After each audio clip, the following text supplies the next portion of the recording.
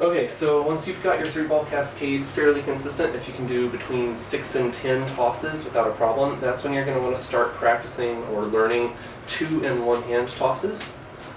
These are columns, and then you've also got loops, looping to the outside and to the inside.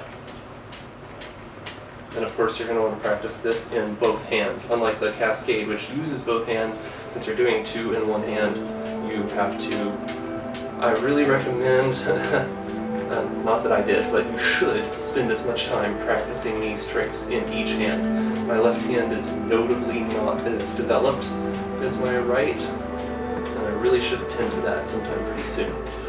Loops to the outside and loops to the inside I have a really hard time with in the left hand. The first time that I went to a juggling club and I saw these really cool jugglers doing crazy tricks, I felt super overwhelmed, and I was just sitting there doing my 3-ball cascade like, what am I doing?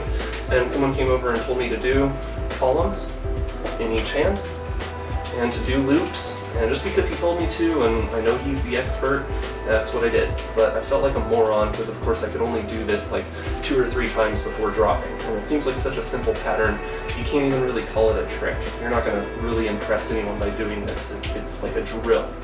So I'm going to show you what no one showed me, which is why these tricks are important. Once you can do columns, you can do this. Once you can do that, you can do this.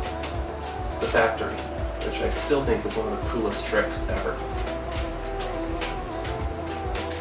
Okay, once you can do this, you can do this, which I also think looks really cool.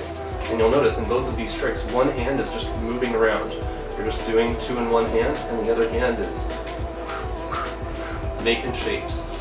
And it's really not that hard. So once you get to the point where you can really cleanly do columns, you're really just a few hours away from learning like 5 or 6 different tricks. Once you can do loops, you can do loops around loops. This. And you can alternate between this and, which again I think looks really cool. And it is difficult, but once you get to the point where you can do these cleanly, it opens up all kinds of doors. If you can alternate your columns like this, then it won't take you too much longer to learn the Boston Mess, which can then go into the factory. Another cool column trick that's much easier than it looks, takeouts. And really all you're doing here is columns, but you're catching that inside ball and pulling it to the outside when you switch. And I'll teach you all those in another video. My point is just, there's not much to teach about columns. When one ball reaches its peak, you throw the other one. And of course the goal is just to keep them at a nice height. Don't let your hand come up too high, don't let the balls go out too far. And just like I said in the cascade video, take 10 minutes between classes or lunch break at work. You can do this while you're walking around.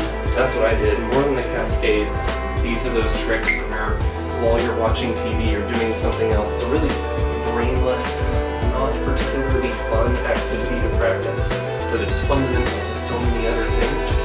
And then once you get it, you're going to really appreciate it because that's when you're going to really start to feel like you're juggling. Once you can start learning the factory, you're going to feel super awesome because most people have never seen this. When you say you juggle, they're going to think cascade, and when you suddenly bust this out, they're going to be like, oh, whoa, you weren't kidding, you juggle. And you're going to really impress people with that.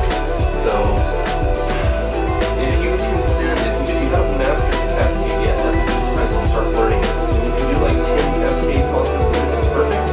Spend 10 minutes doing cascades, 10 minutes doing columns, each hand, 5 to 10 minutes doing loops, outside, inside. The last is easy to go from an inside loop in one hand to an outside loop in the other. Inside.